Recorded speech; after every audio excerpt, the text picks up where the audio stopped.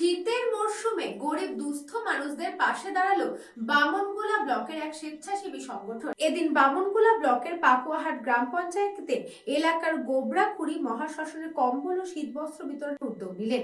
আভায়ক আশা আলো নামক স্বেচ্ছাসেবী সংগঠনের সদস্যরা পাকুয়াহাটের গোবরাকুড়ি মহাশ্মশানে একটি ক্যাম্পের মাধ্যমে স্থানীয় থেকে বিভিন্ন এলাকার গরিব দুস্থ মানুষদের প্রায় 150 জন মানুষের মধ্যে কম্বল তুলে দেন।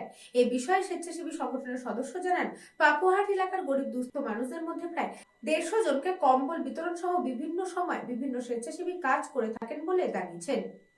প্রতি বছরে যে শীতকালীন শীতবস্ত্র বা শীতার্তদের কম্বল বিতরণ অনুষ্ঠান হয় এটা আমাদের বার্ষিক একটি প্রোগ্রামের অংশ।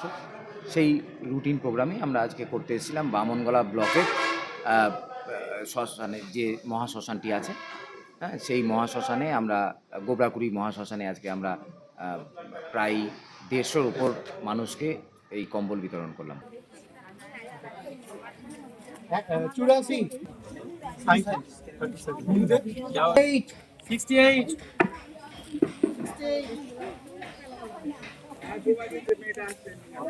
81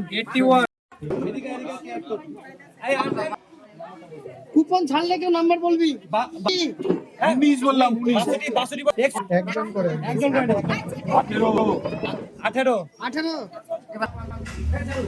St. Augustine's Day School, Barrackpur. Success for every child. Admission open 2026 to 2027. Contact number 900793 4555.